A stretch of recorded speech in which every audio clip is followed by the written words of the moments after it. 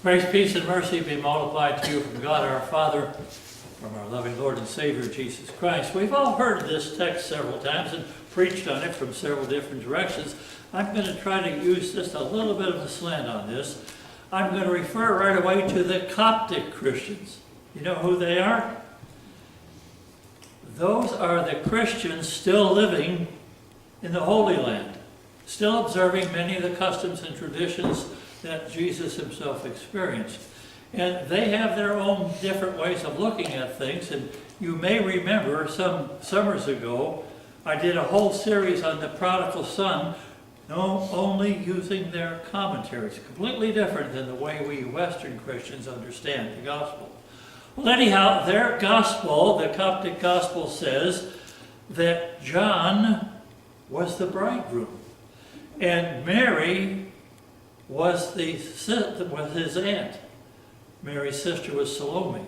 Now, it is said by the Coptics that the eyewitness account here is very vivid, and therefore it has to be accurate.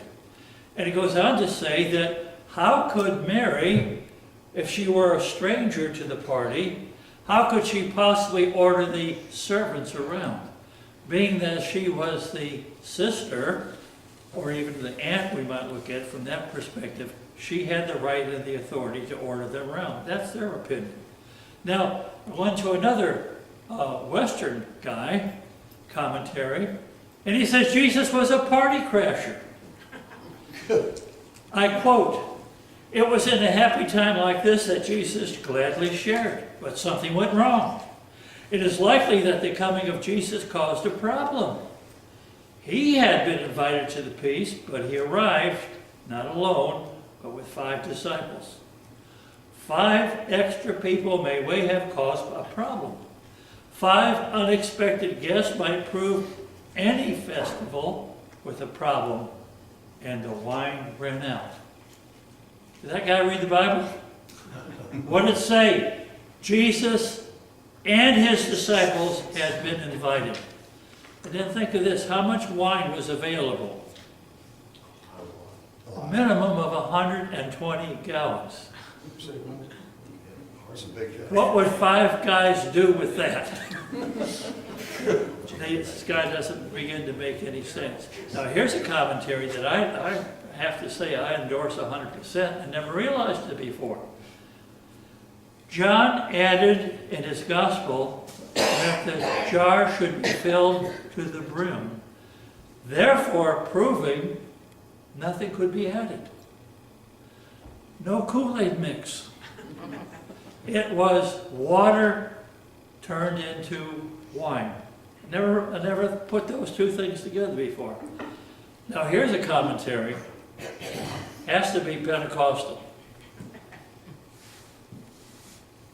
The bride and bridegroom must have been a holy pair, for otherwise Jesus and his disciples never would have gone there. First of all, there's nothing even mentioned about the pair. Secondly, the Bible confirms over and over and over again that Jesus received sinners and even ate with them. Reminds me of a sermon I heard from the Baptist when I first came here over the radio. The pastor said, "Nah, Jesus never turned water into wine." Makes me wonder if the real Jesus turned water into wine and his Jesus never turned water into wine. Is this guy saved? He's believing in a false. Sometimes our prejudices can make us do weird things. Now, the point I would like to make this evening is this is a very insignificant miracle. Think about it. The feeding of the 5,000, we are told they will faint if they don't receive sustenance. So he fed them. That was significant. Think of the lepers being cleansed. They could come back into society. They could not worry about people bringing them scraps or leftovers, but they could earn their own daily bread. That was significant. Think about the blind made to see, the lame to walk, the deaf to hear. That was significant. What about the dead being raised again? Especially concentrate on the widow whose son died. Back in those days, a widow without a son, she was in trouble.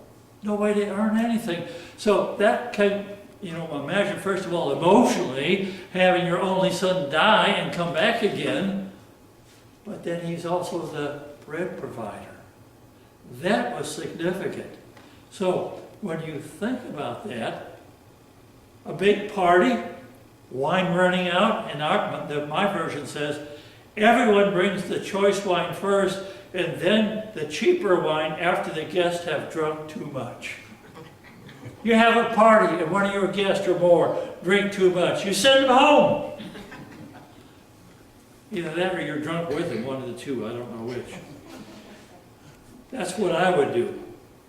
But back then you have to understand this was a very serious problem in their customs and their thinking. If you threw a party and didn't have enough supplies, boy, that was bad. Worse than it would be today. Well, this text tells me that Jesus demonstrates he's very, very concerned about the smallest little inconsistencies in our life. What did he say? Your Father has numbered the hairs on your head, and not even a sparrow falls to the ground without his knowledge and consent. So now the text comes down to us. How many of you are planning a big party? I don't think so. Maybe a small one. Well, if the wine or the beer or the punch runs out, so it be it. Now, if you're having a sit-down and one of your guests brings 5 or 6 of his friends along, the pot roast may well run out. That would be something bad, but not nearly as bad as what it was emotionally back in those days. We have a saying, the more the merrier.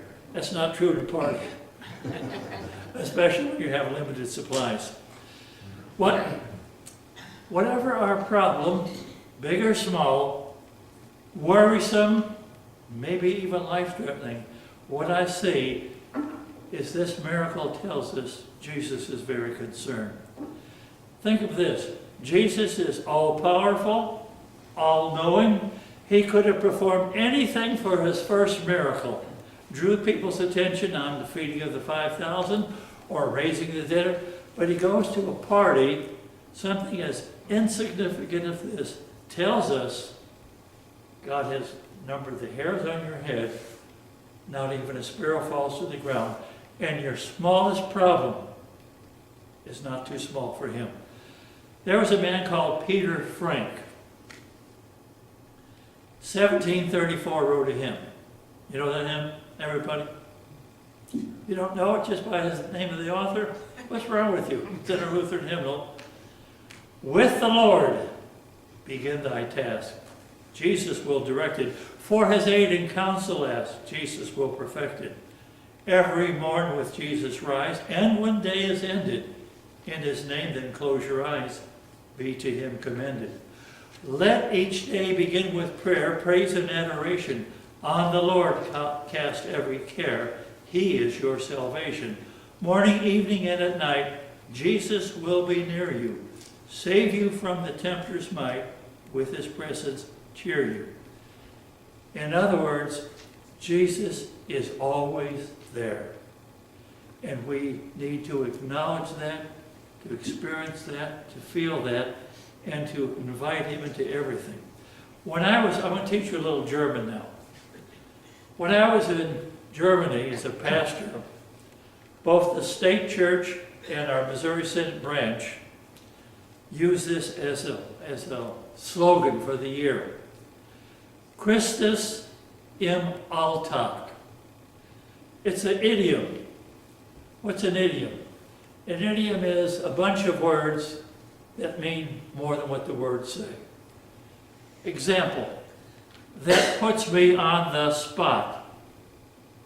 What does that mean? Not on the spot, it means it gives me a problem. You are a day late and $1 short. No. It means the elevator didn't come all the way up. You're not the sharpest tool in the shed. These are words that mean a lot more than the words expressed. So the German word is Christus, Christ, im Alltag. It literally says one thing, but what it means is Jesus is present in every little detail, every day, every way, all the time. Paul said the same thing.